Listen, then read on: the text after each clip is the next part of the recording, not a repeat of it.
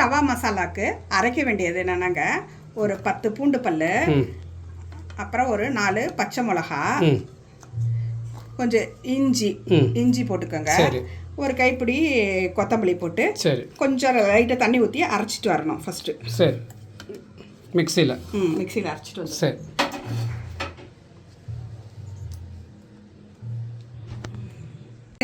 இப்போ வந்து அந்த அண்டா தவா மசாலா செய்ய போறேன்.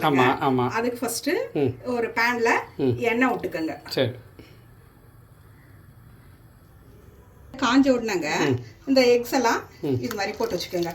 வந்து வேக வச்சு பாதி பாதியா கட் பண்ணி வச்சிருக்கேன். அதை நீங்க கவுத்து வைக்கிறேன். சரி, சும்மா அப்படி வைக்கிறேன்.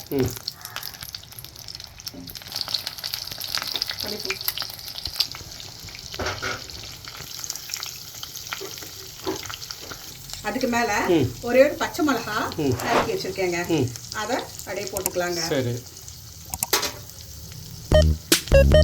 லைட்டா கொஞ்சம் மஞ்சள் பொடி போட்டுக்கோங்க.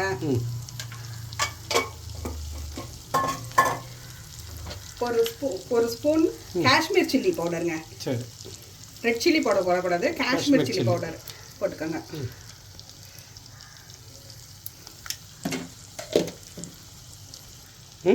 உப்பு போட்டுக்கோங்க. அவ்வளோதாங்க. இந்த மாதிரி திருப்பி போட்டுக்கணுமா? ஆமாங்க. சரி, போட்டுக்கோங்க எல்லாத்தையும்.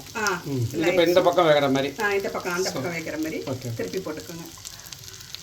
இப்போ வெந்த உடனே நம்ம இதெல்லாம் அப்படியே எடுத்து ஒரு பாத்திரத்துக்கு மாற்றி வச்சுக்கலாங்க. அதுக்கப்புறம் தான் அதுக்கு வேலை இருக்குது.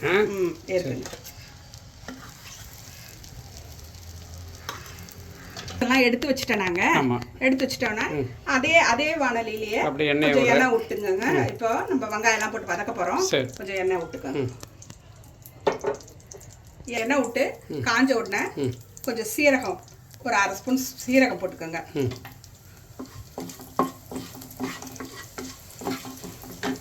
3 வெங்காயம் நல்லா பொடியா நறுக்கி வச்சிருக்கு பாருங்க.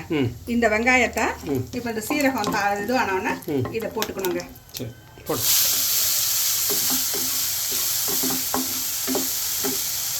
நல்லா வதங்கின உடனேங்க இந்த பச்சை மிளகா, கொத்தமல்லி எல்லாம் அரைச்சி வச்சிருக்கீங்க இல்லையா, அந்த சாஸை இதில் போட்டுக்கோங்க.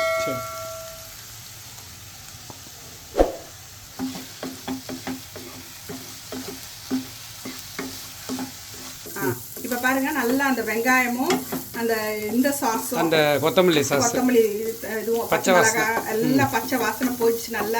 நல்லா வதக்கிட்டேன். இந்த டைம்ல வந்து ஒரு 10-12 பூண்டு பல்ல அப்படியே போட்டுக்கோங்க. சரி,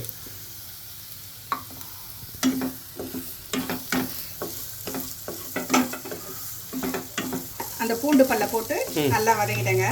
இப்போ வந்து 1/2 ஸ்பூன் வந்து மஞ்சள் பொடி போடுங்க. சரி, போடு.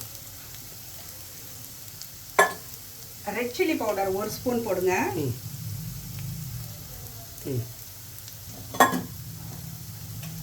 தனியா பவுடர் 2 ஸ்பூன் போடுங்க. 1க்கு 2. காஷ்மீர் சில்லி 1 ஸ்பூன் போட்டுக்கோங்க.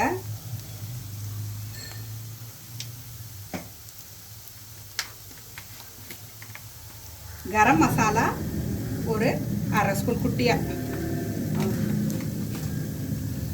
நல்லா வதக்குங்க. இதுக்கு தேவையான உப்பு போட்டுக்குங்க.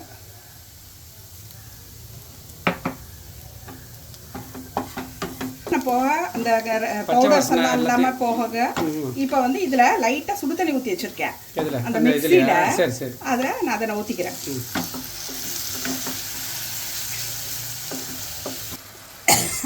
இந்த சமயத்தில் ஒரு நெல்லிக்காய் அளவு புளி ஊற வச்சு வச்சுருங்க. அதை வந்து இதில் நம்ம விட போகிறோம். அதனால் கொஞ்சோண்டு ஒரு நெல்லிக்காய் அளவு புளி. எண்ணெய் பிரிஞ்சு வந்துடுச்சு இல்லைங்க. இப்போ என்ன பண்ணோம், அந்த புளி நான் சொன்னால ஒரு அதை இது பண்ணிக்கோங்க. தண்ணி மட்டும் விட்டுக்கோங்க. அதுவும் இதுவாகட்டும். இந்த டைமில் எல்லாத்தையும் கலந்துட்டு நீங்கள் காரம் உப்பு உங்களுக்கு எல்லாம் தேவையானது கரெக்டாக இருக்கான்னு ஒரு வாட்டி செக் பண்ணிக்கோங்க இந்த டைமில். சரி சரி.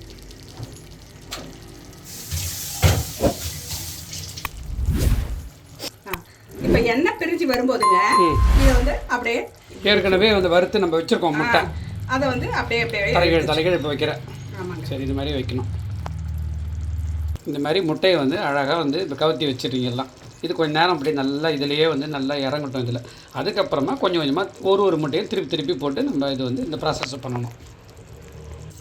இது வந்து மும்பை சைடில், மும்பை ஏரியாலலாம் இந்த மாதிரி இதை பண்ணுவாங்கன்னு வச்சுக்கிங்களேன். மும்பை வந்து இந்த மாதிரி எக்கு தவா இது மாதிரி செய்வாங்க. இதை வந்து நம்ம இது பாவு பாஜி மாதிரி இருக்குல்ல, அது கூட யூஸ் பண்ணிக்கலாம். நம்ம இந்த மாதிரி பன்னு வந்து இது பண்ணிவிட்டு அதுக்குள்ளே வச்சு சாப்பிட்லாம். சூப்பராக இருக்கும்னு வச்சுக்கலாம். அந்த சைடில் இது யூஸ் பண்ணுவாங்க. இதை என் சிஸ்டர் வந்து பாம்பேயில் இருக்கா. அவள் வந்து இது மாதிரிலாம் இந்த மாதிரி இந்த ஸ்டைலில் செய்வான்னு வச்சிங்களேன். இந்த மாதிரி வந்து பன்னுக்கு வந்து அந்த வந்து பாவு பாஜிக்கு அந்த மாதிரி இந்த மாதிரி ஸ்டைலில் வச்சு தொட்டு சாப்பிட்றதுக்கு அவள் பண்ணுவாள். அதை நம்ம அதே ஸ்டைலில் நம்ம இங்கே பண்ணுறோம். நம்ம இங்கே முட்டையை திருப்பி போட்டுக்கோங்க. அந்த பக்கம் கொஞ்சம் நேரம் வெந்ததில் அதே மாதிரி இந்த பக்கம் கொஞ்சம், ரெண்டு பக்கமும் எல்லாம் இறங்குற மாதிரி, எல்லா சைடில் இறங்குற மாதிரி பார்த்து திருப்பி போட்டுங்களா நீங்கள். அவ்வளோதான். கொத்தமல்லி பொடியை அரிஞ்சு அது மேலே போட்டுக்கோங்க.